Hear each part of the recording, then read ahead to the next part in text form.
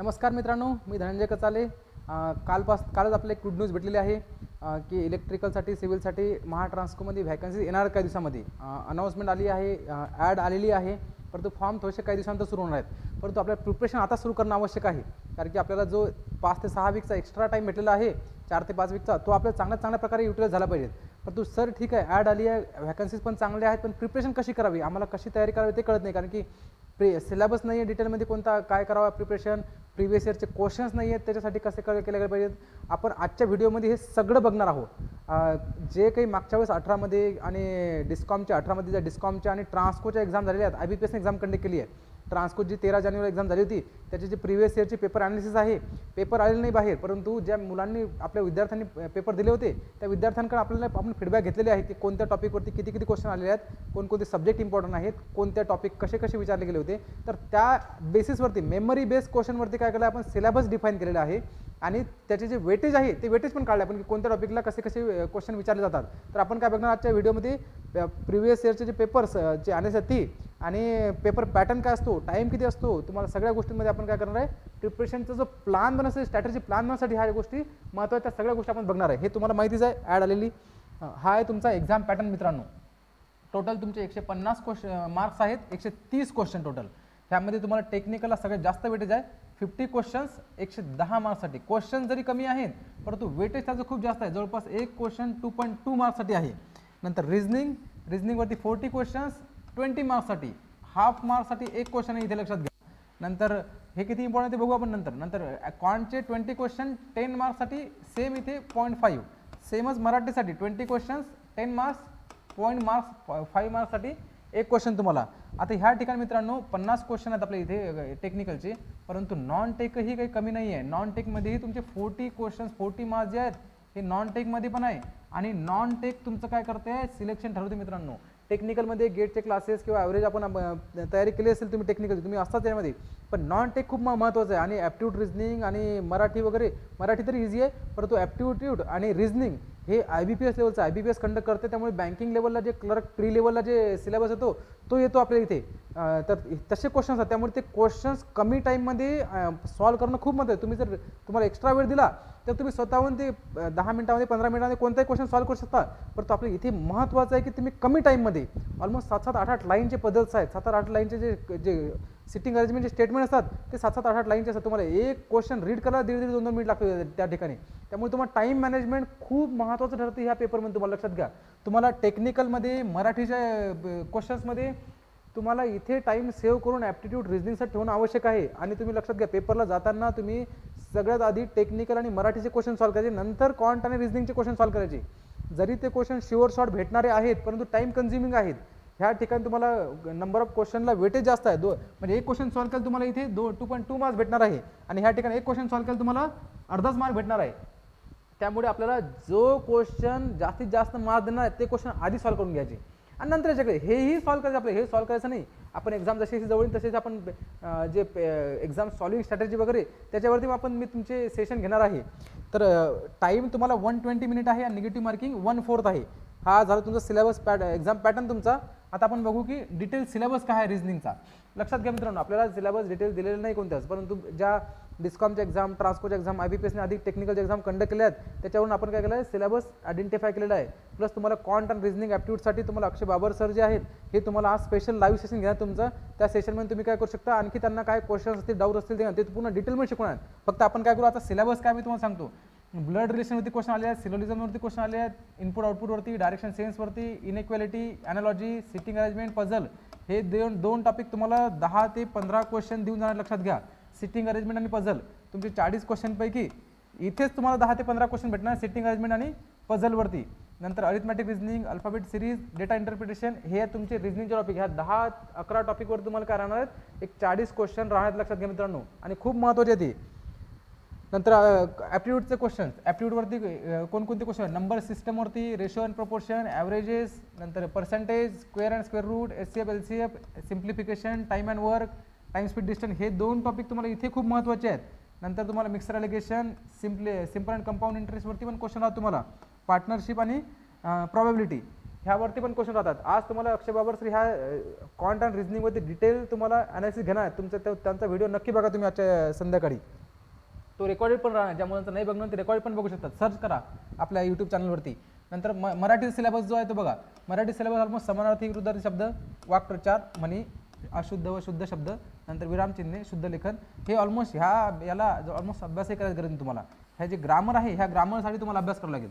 Almost 8 ते 10 question तुम्हाला याच्यावरती येतात आणि 8 ते 10 क्वेश्चन तुम्हाला ग्रामर आणि एखादा पॅसेज हे याच्यावरती राहू शकतो तुम्हाला. हा आहे तुमचा मराठीचा सिलेबस. मराठीवरती जास्त वेळ वाया घालू नका. तुम्ही ओव्हरलुक करून जरी मराठी केलं ना तरी होऊन जाईल. आपली मातृभाषा आहे ती आणि आपण मराठी रोज रोज बोलतो, त्यामुळे तुम्हाला क्वेश्चन जमून जातात त्याचे. त्यामुळे तिथे जास्त वेळ न वाया घालू तुम्ही. टेक्निकलकडे बघू आपण. हा मोस्ट इम्पॉर्टंट तुमचा, जिथे की 110 मार्क्स आहेत तुमचे. 50 क्वेश्चन 110 मार्क्ससाठी तुम्हाला. तर हा जो सिलेबस हा बेसिक इलेक्ट्रिकल, नंतर नेटवर्क ॲनालिसिस, तुम्हाला सगळे नेटवर्कचे जे थेरम्स वगैरे ते सगळे क्लिअर असले पाहिजेत. ह्यावरती जरी क्वेश्चन्स कमी विचारले जातील तरीही तुम्हाला पुढचे जे मेन सब्जेक्ट आहे ते समजण्यासाठी तुम्हाला बेसिक कन्सेप्ट क्लिअर असणं आवश्यक आहे.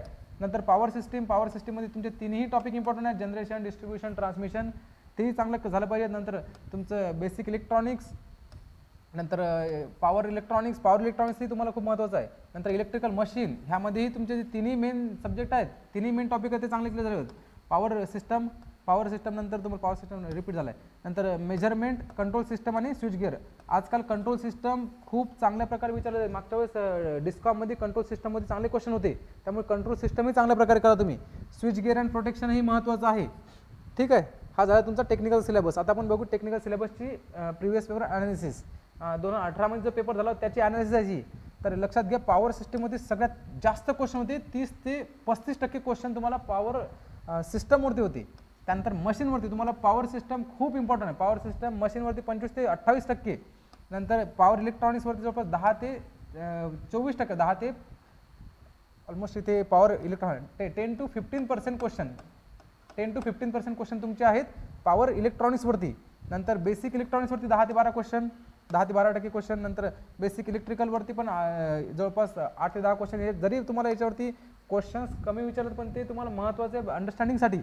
नंतर मायक्रो प्रोसेसवरती जवळपास 4 ते 5% क्वेश्चन होते. नंतर मेजरमेंटवरती पण काही क्वेश्चन होते. हे 3 टॉपिक तुम्हाला खूप महत्त्वाचे आहेत. या 3 टॉपिकवरती जवळपास तुमचा 70 to 80% क्वेश्चन तुम्हाला याच्यावरती ना 70 to 80% हे 3 सब्जेक्टवरती. आणि मग बाकीचे राहिलेले जे सब्जेक्ट आहेत त्या बाकीचे राहिलेल्या सब्जेक्टवरती 30 to 20% क्वेश्चन बाकीचे राहिलेल्या सब्जेक्टवरती. पण तुम्हाला जर क्लिअर करायचं असेल तर ह्याच्यावरती खूप महत्त्व आहे. लक्षात घ्या, टेक्निकलचे क्वेश्चन हे स्ट्रेट फॉरवर्ड नाही आहेत, वन लायनर नाही आहे. तुम्हाला इथे कन्सेप्च्युअल बेस्ड क्वेश्चन आहेत, फ्रेम केलेले क्वेश्चन्स आहेत. कोणत्याही एका बुकमधून क्वेश्चन भेटणार नाही तुम्हाला. तुमचे कन्सेप्ट चांगले क्लिअर असणं आवश्यक आहे. इथे या ठिकाणी IBPS TCS एक्झाम कंडक्ट करते आहे, त्या ठिकाणी पेपरची लेवल ही चांगलीच राहते. AE लेवलचा पेपर आहे तुमचे. ठीक आहे मित्रांनो, डिजिटल इलेक्ट्रॉनिक्स पण महत्त्वाचं आहे. आणि कंट्रोल सिस्टीम करा तुम्ही यावेळेस. जरी मागच्या वेळेस कमी क्वेश्चन्स होते पण होऊ शकते की ह्यावेळेस क्वेश्चन वाढू शकतं कंट्रोल सिस्टमवरती. कंट्रोल सिस्टम आता हा खूप महत्त्वाचा पार्ट ठरत चालला आहे आजकालच्या नवीन याच्यामध्ये सिस्टम्समध्ये.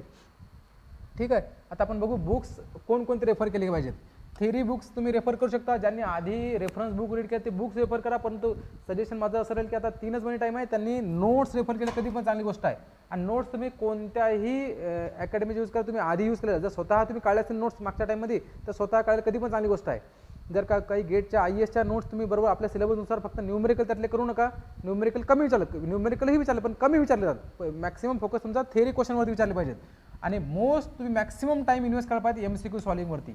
ESC previous year question, GATE 1 mark question आणि रेफरन्स बुक याचे हे 10 ते 12 15 वर्षातले क्वेश्चन तुम्ही ESCचे आणि गेटचे 1 मार्क क्वेश्चन 15 ते 20 वर्षातले सगळे सॉल्व्ह झाले पाहिजे तुमच्या.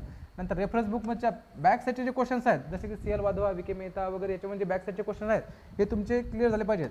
प्लस तुम्ही आणखी रेफरन्सला JB गुप्ता आणि विके मेहताही घेऊ शकता. परंतु लक्षात घ्या मित्रांनो, डायरेक्ट क्वेश्चन ह्या बुकमधनं येईल याची अपेक्षा ठेवू नका. फक्त तुम्हाला क्वेश्चन कसे टॅकल करायचे, अप्रोच कसा असला पाहिजे तुमचा, टाईम किती लागतो तुम्हाला, ह्या सगळ्या गोष्टीसाठी तुमचे कन्सेप्ट पण तुमचे क्वेश्चन थ्रू चांगले क्लिअर होतात. त्यामुळे तुमचे कन्सेप्ट क्लिअर करण्यासाठी, क्लॅरिटी येण्यासाठी तुमच्या कन्सेप्टमध्ये जास्तीत जास्त MCQ सॉल्व्ह करणं आवश्यक आहे. येणार 3 महिन्यामध्ये तुम्ही कमीत कमी टार्गेट मी सांगतो 15 ते 20,000 MCQ सॉल्व्ह करण्याचं टार्गेट असायला हवं तुमचं. तरच तुम्हाला चांगल्या प्रकारे एक सक्सेस भेटू शकतो या एक्झाममध्ये. तर ठीक आहे, आणखी महत्त्वाचं सांगायचं झालं तर एक अनाऊन्समेंट आहे. आपला जो ट्रान्सफरचा कोर्स आपण लॉन्च केलेला आहे जवळपास 500+ व्हिडिओज आहेत आणि ऑलमोस्ट सगळे फॅकल्टीज जी आपल्याला ह्या एक्झामला लेवल लागते आहे गेट IAS लेवलचे ऑलमोस्ट IAS लेवलचे क्वेश्चन्स आपल्याला करावं लागणार असाल तर त्या ठिकाणी जे की गेट IASचा फॅकल्टीज राहतात रुपेंद्र पाठक सर आहेत, राजेंद्र गारके सर आहेत ज्यांचं MTech IISc बँगलोरमधून झालेलं आहे, पाठक सरांचं MTech NIT कुरुक्षेत्रमधून झालेलं आहे, नंतर मुकित पठाण सर आहे त्यांची गेटमध्ये ऑलमोस्ट 21 रँक होती, ऑल इंडिया 21 रँक आणि ते ऑलमोस्ट सगळ्या PSU त्यांनी क्लिअर केलेले आहेत. प्लस अशोक कुमार सर तुमच्या आधी ज्यांना ESC आणि गेटला जवळपास 15 वर्ष शिकवण्याचा अनुभव आहे. नंतर सतीश शिंदे सर आहेत मराठीमधले एक्सपर्ट, 7-8 वर्षापासून मराठी शिकवत आहेत ते आपल्या कम्प्युटर एक्झामला. अक्षय बाबर सर आहेत जे की कॉन्ट रिझनिंगला तुम्हाला सगळं सोपं करून देणार आहेत. IBPS म्हणजे जवळपास 5 वर्षापासून ते बँकिंगच्या एक्झामचा त्यांना अनुभव आहे कॉन्ट्रॅक्ट रिझनिंगचा. तर ऑलमोस्ट सगळे एक्सपर्ट फॅकल्टी आहेत. तुम्ही कोणत्याही फॅकल्टीचे यूट्यूबवरती नाव टाकायचं, त्याचे डेमो लेक्चर तुम्हाला अवेलेबल होऊन जातील किंवा तुम्ही आपलं ॲपही डाउनलोड करू शकता. डिस्क्रिप्शन लिंकमध्ये ॲपची लिंक दिली आहे डिस्क्रिप्शनमध्ये, तुम्ही ती लिंक क्लिक करून तुम्ही ॲपमध्ये पण तुमचे डेमो लेक्चर बघू शकता. डेमो लेक्चर बघितल्यानंतर तुम्ही काय करायचं, कोर्स जॉईन करू शकता. तर ज्या मुलांना आणखी ऑनलाईन नको ऑफलाईन बॅच हवी असेल तर ऑफलाईन बॅचही आपण 10 एप्रिलपासून सुरू करतो आहे पुणे आणि औरंगाबाद लोकेशनला. ज्यांना शक्य नाही ऑफलाईन बॅचला त्यांनी लाईव्ह बॅचही कंडक्ट करू शकता, ऑनलाईन लाईव्ह बॅच, तर तेही मुलं जॉईन करू शकता याच्यामध्ये. तुम्हाला आणखी काही इन्फॉर्मेशन हवी असेल तर तुम्ही ह्या नंबरवरती कॉल करू शकता.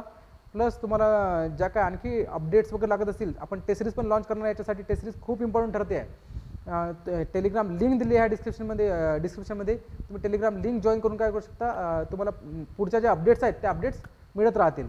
तर ठीक आहे मित्रांनो, ऑल दी बेस्ट, थँक्यू.